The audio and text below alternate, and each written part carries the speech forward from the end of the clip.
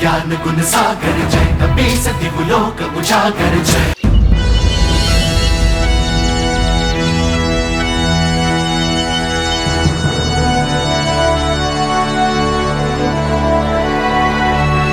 वो देखो, भगवान हनुमान जी आ रहे हैं। हाँ।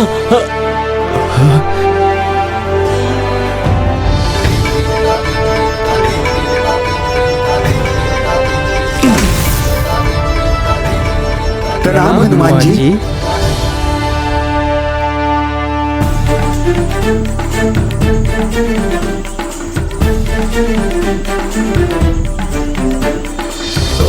आपके मूल स्थान गंधमादन पर्वत पर आपका स्वागत है महाबली हनुमान जी। आइए आइए हनुमान जी। प्रणाम।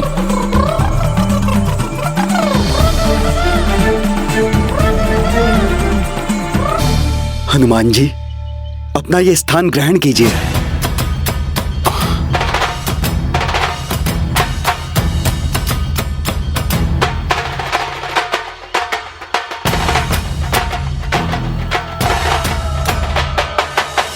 ये आप लोग क्या कर रहे हैं?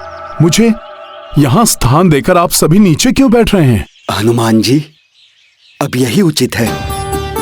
त्रिदेवों द्वारा निर्दिष्ट आपके मूल स्थान गंधमादन पर्वत पर आपके लिए इस भव्य भवन का निर्माण विश्वकर्माओं द्वारा त्रिदेवों की इच्छा के अनुसार ही हो रहा है। यहाँ आपके निवास एवं अन्य व्यवस्थाएं भी स्वयं उन्होंने ही की हैं। किंतु मैं तो यहाँ का राजा नहीं हूँ। राजा तो भैया सुग्रीव है ना?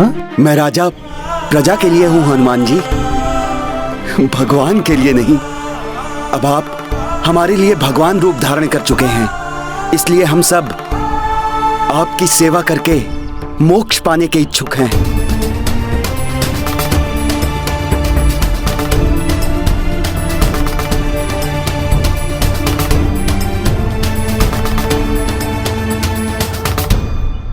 भगवान हनुमान की, संकट मोचन हनुमान की।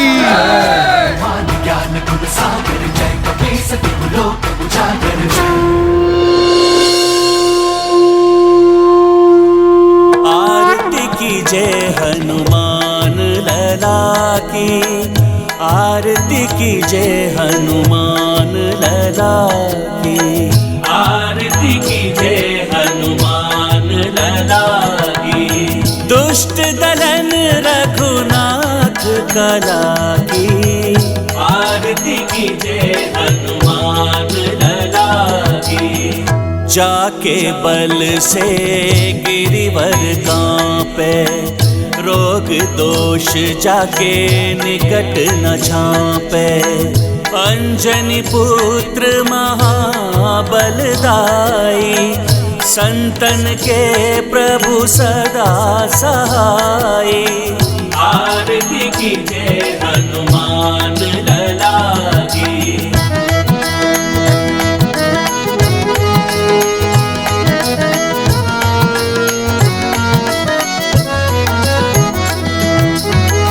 देबीरा रघुनाथ पठाए, लंका जारी सिय सुधिलाए।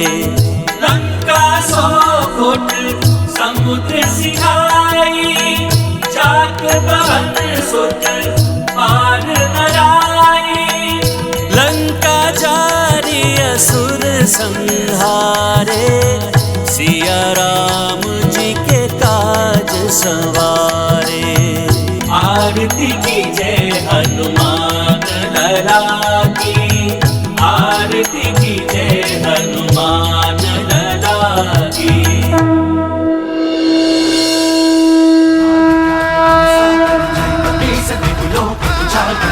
संकट मोचन महाबली हनुमान की, संकट मोचन महाबली हनुमान की, संकट मोचन महाबली हनुमान की। प्रभु श्री राम का मंदिर। राम नाम की महिमा को भी स्थापित रखना है तुमने। भक्त बनकर तुमने मेरी बहुत सेवा की है हनुमान। अब जगत की सेवा के लिए भक्त से भगवान बनना है तुम्हें। अवश्य प्रभु, अपना प्रत्येक कर्तव्य निभाऊंगा मैं। आपके आदेश का सदैव पालन करूंगा। संकट मोचन महाबली हनुमान की संकट मोचन महाबली हनुमान की शांत हो जाइए आप लोग। मेरी इच्छा है कि संसार में सर्वत्र मात्र और मात्र प्रभु श्री राम के नाम की ही जय जयकार हो। जो भी भक्त निष्ठा और भक्ति से निरंतर प्रभु का नाम लेगा और पाप कर्मों का त्याग करेगा, मैं सदा उसका सहायक बन उसके साथ बना रहूंगा, उसकी रक्षा करूंगा। और संपूर्ण संसार में राम नाम की महिमा स्थापित रहे, इसके लिए यह अति आवश्यक है हम संसार के कोने कोने पर अपनी दृष्टि बनाए रखें। आप में से कोई भी 8 राम नाम के दूत बनकर संसार के 8 कोनों में स्थित हो जाएं और मुझे वहां का समाचार देते रहें, ताकि अधर्म के उत्पन्न होते ही मैं उसका नाश कर सकूं और आगामी युग के प्रारंभ के पूर्व संसार से राक्षसों और राक्षसी प्रवृत्ति को समूल मिटा सकूं, ताकि प्रभु श्री राम द्वारा स्थापित श्रेष्ठ मर्यादा को कोई भी राक्षस ठेस ना पहुंचा सके। जैसी आज्ञा हनुमान जी। ये गाथा महाबली हनुमत की, रुचिकर लीला राम भगत की। जय जय जय रघुनंदन राम, जय जय जय महाबली हनुमान। पवन तनय अब हूँ भगवाना, स्थापित भिन्न भिन्न स्थाना। 8 वानर सबहु देवा, सब जग किए कपि प्राण प्रतिष्ठा। संकट मह सब राक्षस आए, कपि महिमा शठ सबहु मिटाए। हनुमत श्रेष्ठी रक्षा प्रदाई, देव देखी सोई हर साई। नित नियमित दिनचर्या धारी, कपीश पूजत अवध बिहारी। संध्या वंदन नित अपनाई, गंध मध न बसे कपिराई। गाथा महाबली हनुमत की, रुचिकर लीला राम भगत की। जय जय जय रघुनंदन राम, जय जय जय महाबली हनुमान।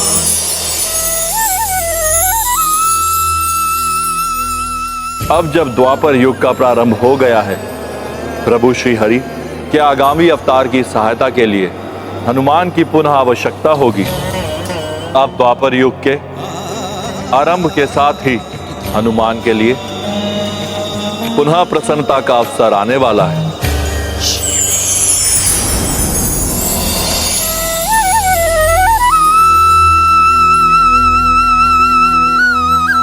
अंततः द्वापर युग का आगमन हो ही गया, अर्थात प्रभु द्वारा पुनः अवतार लेने का समय आ ही गया।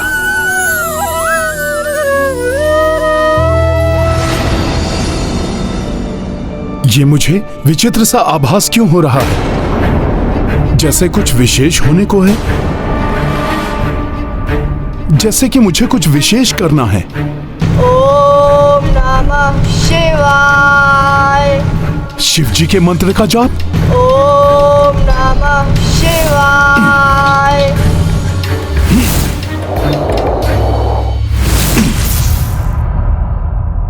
इन मधुर मंत्रों की ध्वनि में ऐसा कौन सा आकर्षण है जो मैं इसकी ओर खींचा चला आया?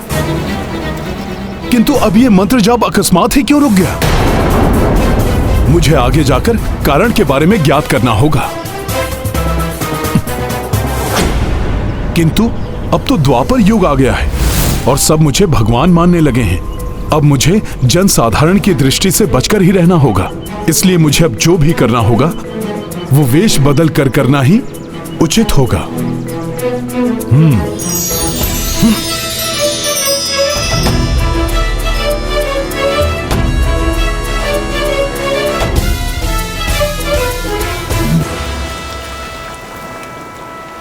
अवश्य ही यहाँ मैं कुछ विशेष कार्य करने हेतु आने के लिए प्रेरित हुआ हूँ।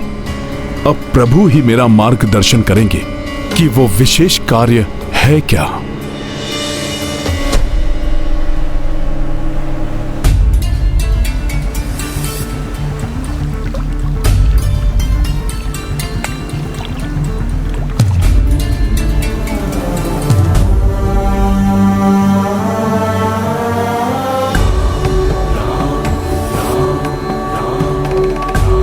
प्रभु, त्रेता युग तो व्यतीत हो चुका है। अब द्वापर युग में आपके आगामी अवतार के दर्शन की प्रतीक्षा है मुझे। किंतु यदि इस समय मुझे कोई विशेष कार्य करना है जिसका मुझे आभास हो रहा है, तो आप मुझे उससे संबंधित कोई संकेत दीजिए प्रभु। ओम नमः शिवाय। ओम नमः शिवाय।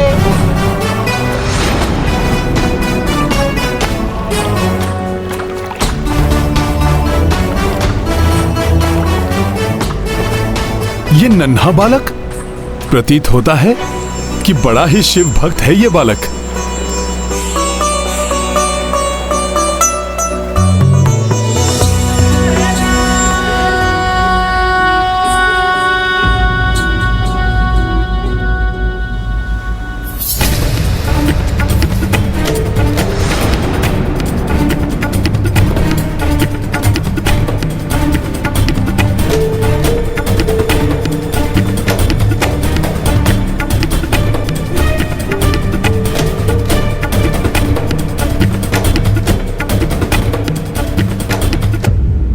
अरे, बालक की बेलपत्र की पोटली गिर गई और इसे ज्ञात ही नहीं है अब ये शिव जी को क्या अर्पित करेगा। इतनी अल्प आयु में भगवान शिव की भक्ति में ऐसी तल्लीनता, ये कोई साधारण बालक नहीं हो सकता। समय मनुष्य को आकाश से धरा पर ला देता है विप्रवर। भाग्य ने इस बालक के साथ विचित्र क्रीड़ा की है। भाग्य ने क्रीड़ा की है? ब्राह्मण देव, आप जानते हैं इस बालक के विषय में? हाँ विप्रवर, यह कोई साधारण बालक नहीं है, किंतु साधारण जीवन से भी निम्न जीवन जीने के लिए विवश है। मात्र एक श्राप के कारण जो एक पिता ने अपने पुत्र को दिया था। पिता ने पुत्र को श्राप दिया? ब्राह्मण देव, ऐसा क्या हुआ था इस बालक के साथ? विप्रवर, ये महाराज ययाति के बड़े पुत्र यदु के कुल में जन्मा हुआ बालक है। राजा ययाति का प्रेम दैत्यराज कुमारी शर्मिष्ठा से था, किंतु परिस्थितिवश उन्हें विवश होकर विवाह करना पड़ा शर्मिष्ठा की सखी दैत्य गुरु शुक्राचार्य की पुत्री देवयानी से। ब्राह्मण देव, परंतु महाराज ययाति को ऐसा क्यों करना पड़ा? एक समय देवयानी वन में भ्रमण करती हुई असावधानीवश एक बिना मुंडेर के कुएं में गिर गई। बचाओ, कोई है? संयोग से वहीं से राजा ययाति निकल रहे थे। उन्होंने उसकी सहायता हेतु अपना हाथ उसकी ओर बढ़ाया। लो, मेरा हाथ पकड़ लो। संकोच मत करो देवयानी, मेरा हाथ पकड़ लो। लो, पकड़ लो मेरा हाथ। जिसे देवयानी ने संकोच करते हुए उसे पकड़ तो लिया, किंतु कुएं से बाहर आकर कहने लगी, महाराज ययाति, अब से आप मेरे पति हुए।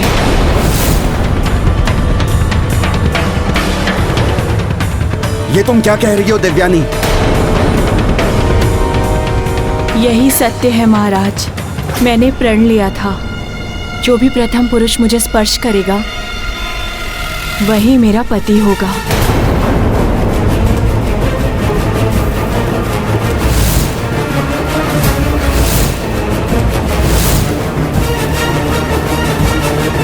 ये तो उचित नहीं हुआ। फिर क्या हुआ ब्राह्मण देव? मैंने प्रण लिया था, जो भी प्रथम पुरुष मुझे स्पर्श करेगा वही मेरा पति होगा। ये तो उचित नहीं हुआ। फिर क्या हुआ ब्राह्मण देव? होना क्या था, शुक्राचार्य के बह से विवश होकर राजा ययाति को देवयानी के साथ विवाह करना पड़ा, किंतु मन ही मन वो शर्मिष्ठा से ही प्रेम करते थे, जिसकी भनक देवयानी को लग गई तो वो ईर्ष्या की अग्नि में जलती हुई अपने पिता शुक्राचार्य के प्रभाव से अपनी ही सखी को दासी बना लिया और विवाह के पश्चात उसे ययाति के राजभवन में ले आई। शर्मिष्ठा अपना दासी धर्म निभा रही थी। राजा ययाति शर्मिष्ठा की दशा के लिए स्वयं को दोषी मानने लगे थे। अंततः शर्मिष्ठा की विवशता ने ययाति के प्रेम को और प्रगाढ़ बना दिया और उन्होंने देवयानी को बताए बिना गंधर्व विवाह कर लिया। किंतु महाराज ययाति को शर्मिष्ठा से गंधर्व विवाह क्यों करना पड़ा? देवयानी के पिता शुक्राचार्य के भय से। किंतु आगे वही हुआ जिसका भय था। जब देवयानी को उन दोनों के विवाह के बारे में ज्ञात हुआ तो क्रोधित होकर उसने अपने पिता से ययाति और शर्मिष्ठा के बारे में सब बता दिया। फिर शुक्राचार्य कुपित हो उठे और तत्काल ही वहां राजा ययाति को श्राप देने पहुंच गए। ययाति,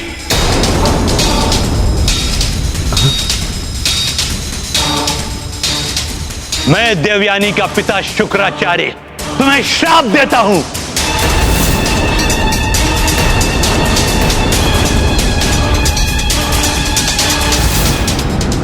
जिस यौवन के मद में चूर होकर एक पत्नी होते हुए भी तुमने दूसरा विवाह किया है, वो यौवन तुम्हारा समाप्त हो जाएगा।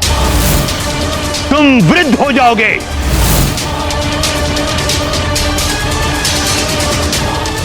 जिस काम भाव से वशीभूत होकर तुमने ये जो कुकृत्य किया है, वो कामाग्नि प्रचंड रूप धारण कर लेगी। तुम्हारी देह उसका शमन करने में असमर्थ हो जाएगी। नहीं नहीं दैत्य गुरु, नहीं नहीं दैत्य गुरु, नहीं नहीं दैत्य गुरु, नहीं नहीं।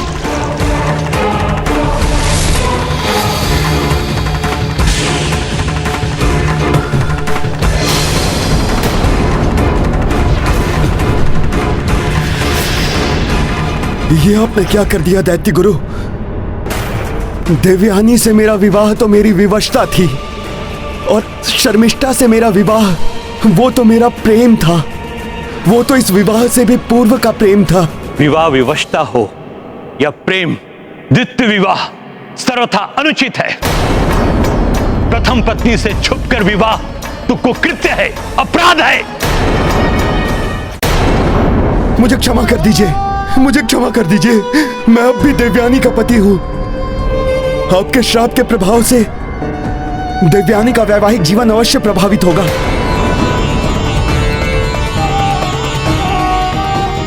क्षमा करे दैत्य गुरु, मुझे क्षमा करे। श्राप हो या वरदान, उसे कभी वापस नहीं लिया जा सकता। किंतु तुमने क्षमा प्रार्थना किया है, इसलिए मैं तुम्हारे श्राप को सीमित कर देता हूं। यदि तुम्हारे पुत्रों में से कोई एक अपना यौवन तुम्हें देकर तुम्हारा वृद्धावस्था ले ले तो तुम फिर से युवा हो और जब तक चाहो युवा बने रहोगे। ब्राह्मण देव जी, राजा हो या फिर प्रजा, द्वितीय विवाह तो अनुचित ही है। फिर क्या हुआ ब्राह्मण देव? क्या महाराज ययाति के किसी पुत्र ने अपने पिता को अपना यौवन प्रदान किया? यौवन जीवन का सबसे सुंदर और महत्वपूर्ण काल है विप्रवर, जो जीवन में मात्र एक बार ही आता है। राजा ययाति के 5 पुत्र थे। देवयानी से यदु और तुर्वशु, शर्मिष्ठा से द्रुयु, अनु एवं पुरु। उन्होंने अपने 5 पुत्रों को बुलाया।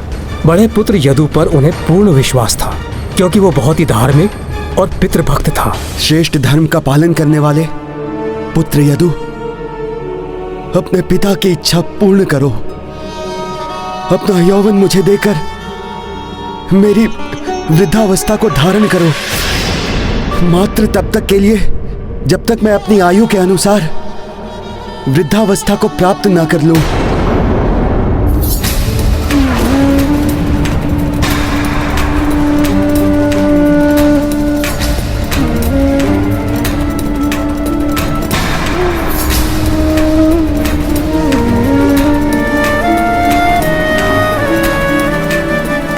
तुम पुत्र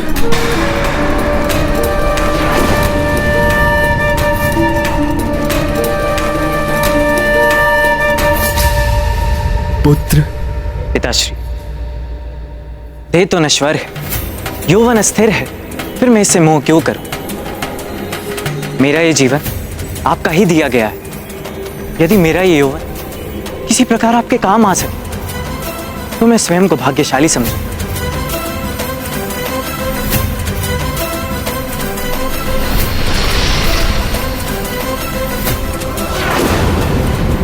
ययाति की इच्छा तो पूर्ण हो गई थी, किंतु वे अपने अन्य पुत्रों से कुपित थे। उनका वह कोप अपने उन पुत्रों पर श्राप बनकर टूट पड़ा। मैं ययाति ये विधान करता हूं कि जब मैं अपने अनुज पुत्र पुरु को उसका यौवन लौटाऊंगा, तब वही मेरे राज सत्ता का उत्तराधिकारी होगा। किंतु मेरे अन्य पुत्र जिन्होंने अपने पिता के साथ कृतज्ञता की है, उन्हें मेरा श्राप है, वे राज सत्ता से सदैव पृथक रहेंगे, सदैव निर्धनता और पतन के अंधकार में घिरे रहेंगे। विशेष रूप से मेरा ज्येष्ठ पुत्र यदु, तुमने मेरे विश्वास को तोड़ा है। तुम्हारा वंश सदैव पतन की ओर अग्रसर रहेगा। ये महान यदुवंश जिसमें स्वयं प्रभु का अवतार होने वाला है, वो वंश ही श्रापित हो गया। ये तो अनर्थ है। ये गाथा है धर्म के सम्मान की, सब सुधि जन देखे लीला श्री हनुमान की। व्यक्ति को भूलकर भी अपनी संतान के प्रति भेदभाव नहीं करना चाहिए, अन्यथा आगे चलकर इसका बुरा परिणाम स्वयं के कुल को भी भुगतना पड़ सकता है। ज्ञान गुण सागर जय, कपीस दिव्यलोक उजागर जय। ये रहे मेरे महादेव के लिए नवीन पुष्प। ये रहे महादेव के लिए बेलपत्र। अरे, बेलपत्र की पोटली कहाँ गई? प्रतीत होता है कहीं गिर गई। अब बिना बेलपत्रों के महादेव की पूजा कैसे संपन्न होगी? तो ये बालक उन्हीं यदु का वंशज है। हाँ विप्रवान, यदुवंशी है ये। निर्धन है, अपनी विधवा माता के साथ रहता है। पिता की मृत्यु के पश्चात उसके स्वजनों ने उन्हें घर से निकाल दिया। तब से यहीं इस वन में ये कुटिया बनाकर रहते हैं। ये तो बड़ा ही अन्याय हुआ है इनके साथ। हाँ विप्रवान, और विडंबना देखिए, इस बालक की माता का मानना है कि भक्ति से उदर पोषण नहीं होता, जबकि पुत्र का मानना है कि भक्ति से उदर ही नहीं, आत्मा भी तृप्त रहती है। इसीलिए ये अपनी माता से छिपकर शिव भक्ति में तल्लीन रहता है। प्रणाम। प्रणाम।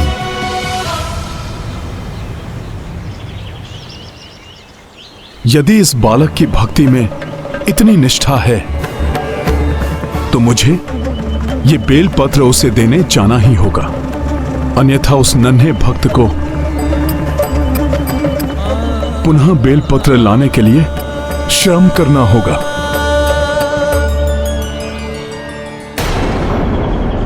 प्रातः हुई नहीं और तुम फिर पूजा पाठ में बैठ गए। ऐसा प्रतीत होता है जैसे तुम्हारे जीवन में कोई और अन्य काम हो ही नहीं। बालक की माता कुपित है बालक की पूजा से। कितनी बार समझाया है तुम्हें, कितनी बार समझाया है? पूजा पाठ करने से उदर नहीं भरता, जीवन ऐसे नहीं चलता। तुम्हारे पिता की मृत्यु के पश्चात एकमात्र तुम ही मेरा सहारा हो, और तुम हो कि दिन रात्रि इस पूजा पाठ में व्यर्थ ही अपना समय नष्ट करते रहते हो। व्यर्थ नहीं है माँ, भगवान शिव जी की भक्ति कर रहा हूँ मैं। हमारे राजा चित्रसेन जी को भी देखिए ना, कितने बड़े शिव भक्त हैं। उन्हें देखकर ही तो मैं भक्ति के लिए प्रेरित हुआ हूँ। वो राजा है पुत्र, वो कुछ भी कर सकते हैं, तुम नहीं। तुम्हारी उम्र नहीं है भक्ति करने की, ये पूजा पाठ करने की। जैसे तैसे मेहनत करके मैं 2 समय की रोटी जुटा पाती हूँ। बंद करो ये पूजा पाठ और चलकर मेरा काम में हाथ बटाओ। माँ, शिव जी पर विश्वास रखिए, उनकी महिमा अपरंपार है, वही सारे कष्ट हरेंगे। मेरे साथ आप भी ओम नमः शिवाय का जाप करते रहिए माँ। रुको, अच्छी प्रकार से तुम्हें ओम नमः शिवाय का जाप कराती हूँ। अभी अच्छा है माँ, आपने भले ही कुपित होकर बोला, किंतु ओम नमः शिवाय तो कहा। प्रभु का नाम बड़ा कल्याणकारी है।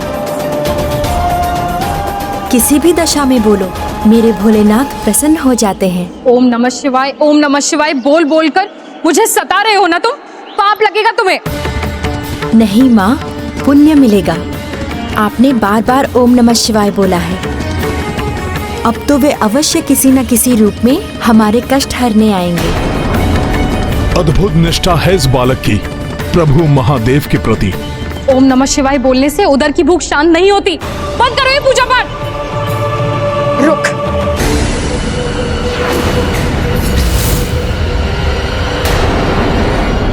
ये शिवलिंग ही सारे कष्टों की जड़ है। ना ये यहाँ रहेगा, ना ही तेरा ध्यान भटकेगा। नहीं माँ, ऐसा मत कीजिए माँ। मेरे प्रभु को मुझसे विलग मत कीजिए माँ। उनकी भक्ति ही मेरा जीवन है। नहीं, आज मैं इस शिवलिंग को कुएं में डाल दूंगी, जिससे तुम पुनः इसे दोबारा निकाल ना सको। नहीं माँ, ऐसा मत कीजिए माँ। इन्हें वापस रख दीजिए माँ। हट जा मेरे रास्ते से। नहीं माँ, इन्हें वापस रख दीजिए माँ। नहीं, नहीं महादेव।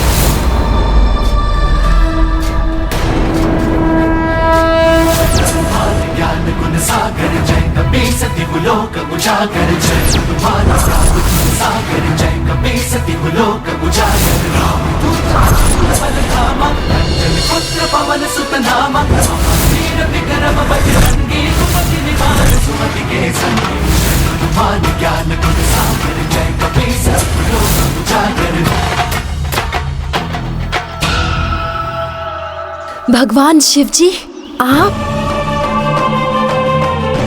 मुझे विश्वास था कि मेरे महादेव किसी न किसी रूप में अवश्य आएंगे। अपने इस नन्हे भक्त की भक्ति को नहीं मिटने देंगे, है ना प्रभु? नहीं पुत्र, मैं भगवान शिव नहीं हूँ। हाँ, उनका एक छोटा शिवात्मज अंश अवश्य हूँ। जैसे संसार के समस्त जीव उन्हीं के अंश हैं। किंतु आपको अवश्य मेरे प्रभु ने भेजा होगा मेरे लिए। तभी तो आपने मेरे प्रभु को मुझसे दूर नहीं जाने दिया।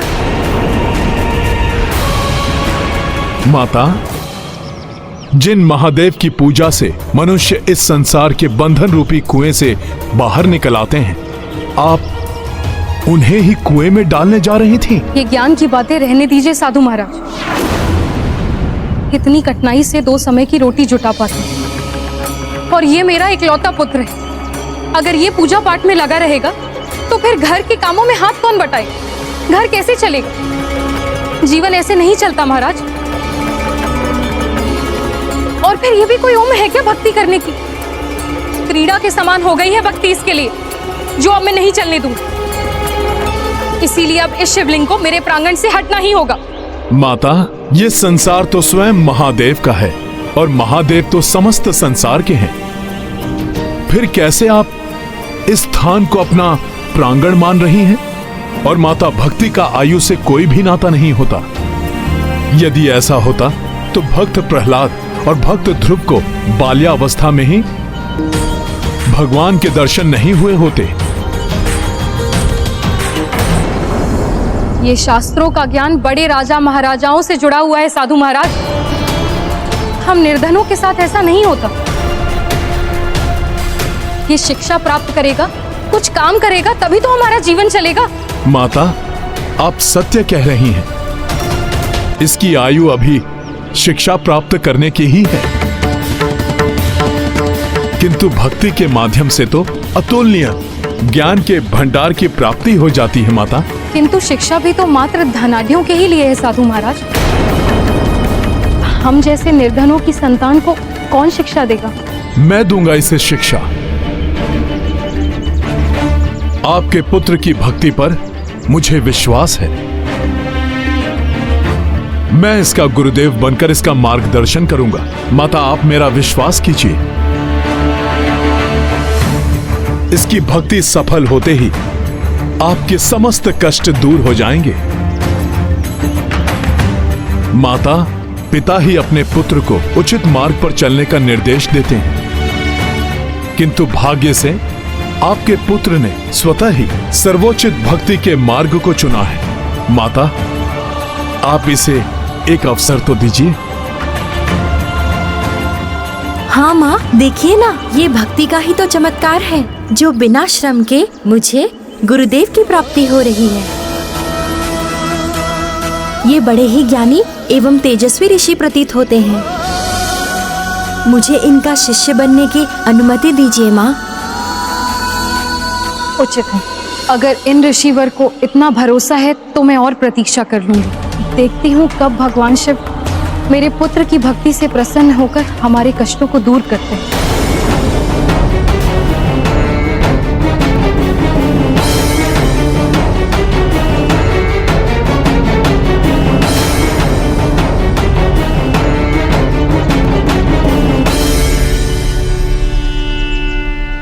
गुरुदेव, आपने मेरे प्रभु को मुझसे दूर होने से बचा लिया।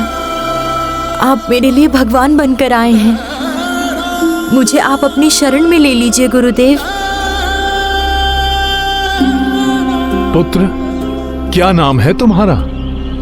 ऋषिवर, मेरा कोई नाम नहीं है। जिसे जो मन में आता है मुझे उसी नाम से बुलाने लगता है। अब कदाचित आपके सानिध्य से मेरा जीवन परिवर्तित होने वाला है, अतः आप ही मुझे कोई नाम प्रदान कर दीजिए। तुम्हारे श्रीमुख पर शंकर जी की भक्ति का तेज झलकता है, इसीलिए तुम्हारे लिए मेरे मन में एक ही नाम आ रहा है, श्रीकर। श्रीकर? गुरुदेव, अपने इस तुच्छ शिष्य श्रीकर के हृदय से अज्ञान रूपी अंधकार को मिटाकर भक्ति एवं ज्ञान के तेज से आलोकित कर दीजिए। श्रीकर, भगवान की भक्ति में समर्पण का भाव होना आवश्यक है। स्वयं को भुलाकर अपने इष्ट को पूर्णतया समर्पित होना पड़ता है। अतः सब कुछ भुलाकर पूर्ण श्रद्धा से भगवान शिव जी का पूजन आरंभ करो। अब तुम एकाग्रचित होकर भगवान शिव में ध्यान लगाओ तथा शिव मंत्र का जाप करते हुए पूजन आरंभ करो।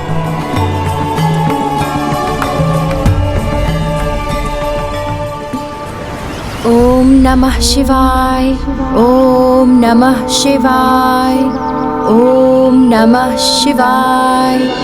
अंजनी सुत श्रीकर निर्देशा, किए शिव पूजन शिव अभिषेका। सुवासित चंदन लेप लगाए, बेल पत्र अरु सुमन चढ़ाए।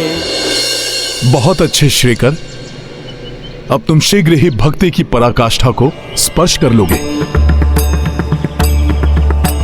ओम नमः शिवाय, ओम नमः शिवाय,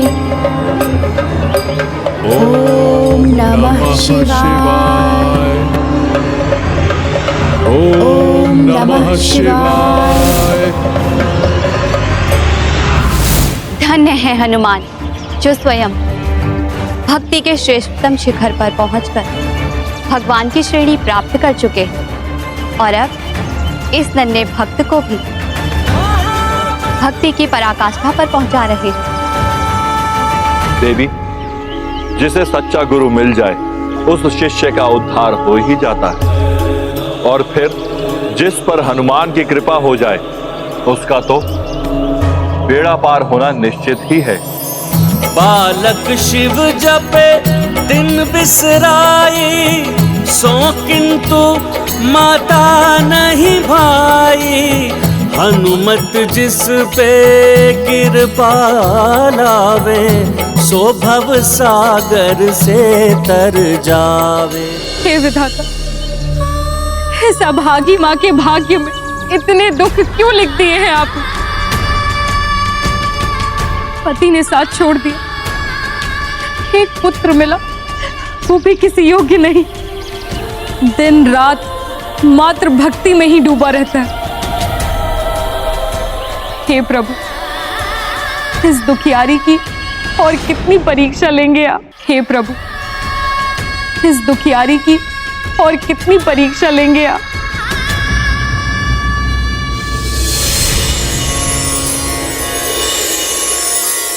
ये सब क्या हो रहा है?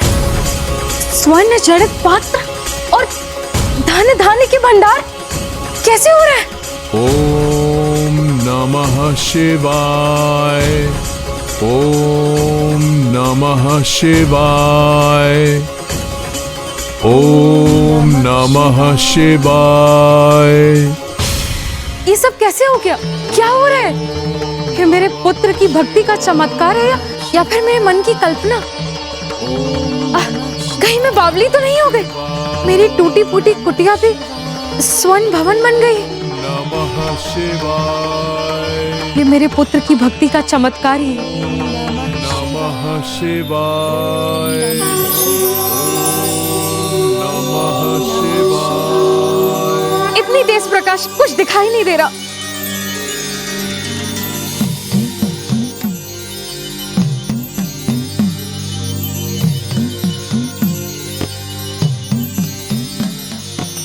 उठो पुत्र श्रीकर।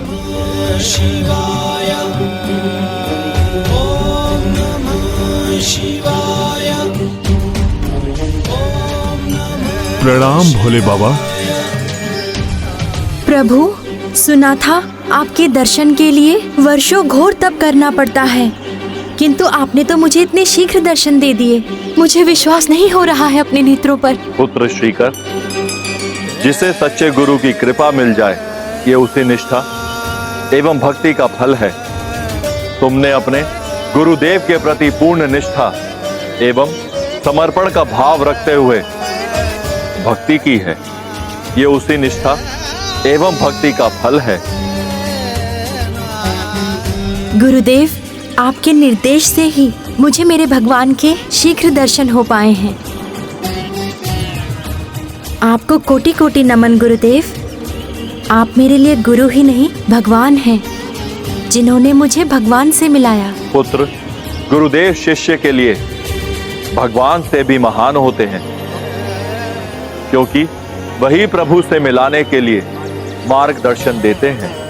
अब ये बताओ श्रीकर, इस श्रेष्ठ भक्ति के फल स्वरूप मैं तुम्हें क्या वरदान दूं? प्रभु, निर्धन हूँ और निर्धन का सबसे बड़ा धन उसका संतोष होता है। अतः प्रभु, मुझे धन संपत्ति की कोई लालसा नहीं है। मैं तो मात्र इतना ही चाहता हूँ कि जब तक ये जीवन है तब तक मेरे हृदय में आपके श्री चरणों की भक्ति बनी रहे, और जब मैं ये देह त्यागूं तो आपके नित्य धाम में मुझे निवास मिले। प्रभु श्रीकर, इसके लिए तुम्हें अपने गुरुदेव के चरणों की भक्ति करनी पड़ेगी पुत्र। इन्हीं की भक्ति से ही तुम्हें स्वतः ही तुम्हारा अभीष्ट प्राप्त होगा। तुम्हारे गुरुदेव भी श्रेष्ठतम भक्त हैं। हनुमान है ये, हनुमान है ये, हनुमान है। हनुमान जी, मेरे गुरुदेव।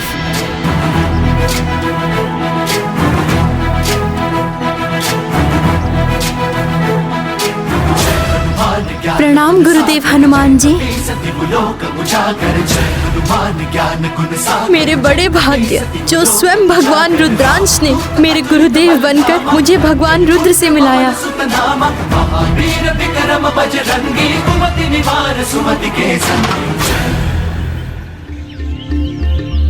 ये तुम्हारी निश्चल भक्ति का फल है पुत्र। अब तुम्हारे इच्छित वर के अनुसार मैं तुम्हें भगवान शिव के नित्य धाम में निवास का अधिकारी बनाने के लिए तुम्हारा मार्गदर्शन करूंगा। आपकी बड़ी कृपा होगी गुरुदेव। श्रीकर, एक वरदान मैं तुम्हें अभी ही प्रदान करता हूँ। तुम यदुवंशी हो। यदु और उनके वंशजों को यदु के पिता ने निर्धनता श्राप दिया था। मेरा ज्येष्ठ पुत्र यदु, तुमने मेरे विश्वास को तोड़ा है। तुम्हारा वंश सदैव पतन की ओर अग्रसर रहेगा, सदैव निर्धनता और पतन के अंधकार में घिरे रहेंगे। किंतु तुम्हारी श्रेष्ठ भक्ति ने उस श्राप का शमन कर दिया है। मेरा वरदान है तुम्हें, एक दिन तुम्हारे ही कुल में स्वयं भगवान नारायण ही अवतार लेंगे और तुम्हारे कुल का गौरव बढ़ाएंगे। हे प्रभु हनुमान, हे महादेव, आप दोनों की दया दृष्टि सदैव इस तुच्छ भक्त पर बनी रहे। इससे अधिक और कोई अभिलाषा नहीं है मेरी। आप दोनों की कृपा से मेरे कुल पर लगा हुआ श्राप मिट गया। आपको कोटि कोटि धन्यवाद प्रभु। मेरा आशीर्वाद सदैव तुम्हारे साथ है पुत्र। भविष्य में तुम्हारे कुल में भगवान विष्णु श्री कृष्ण के रूप में अवतार धारण करेंगे और अधर्म का नाश करके धर्म की स्थापना करेंगे। प्रणाम मेरे प्रभु महादेव। प्रणाम महादेव।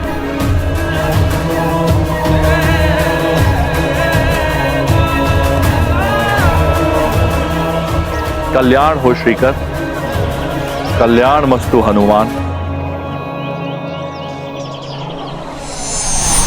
अपने चरणों की कृपा बनाए रखिए गुरुदेव। हनुमान जी, मुझे अपने पुत्र की भक्ति पर विश्वास नहीं था, किंतु आपने मेरे पुत्र के गुरुदेव बनकर इसका जीवन संवार दिया है। उद्धार कर दिया आपने मेरे पुत्र का। आपको कोटि कोटि प्रणाम। प्रणाम। कल्याण हो।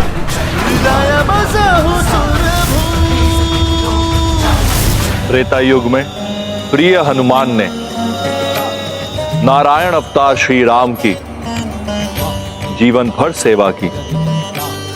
अब इस द्वापर युग में हनुमान ने प्रभु नारायण के अवतार धारण करने से पूर्व ही उनकी सेवा आरंभ कर दी।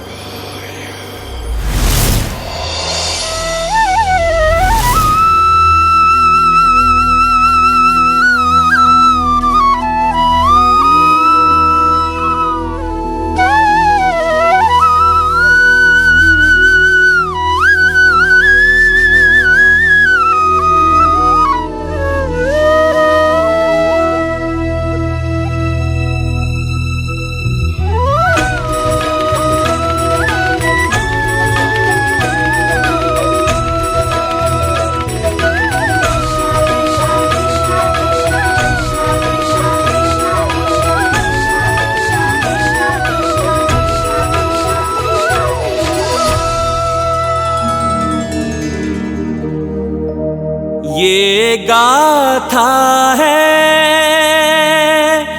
धर्म के सम्मान की, सब सुधि जन देखे लीला श्री हनुमान की। सच्चा गुरु एवं शिक्षक वही होता है जो अपने शिष्य को अंधकार से निकालकर प्रकाश की ओर ले जाता है।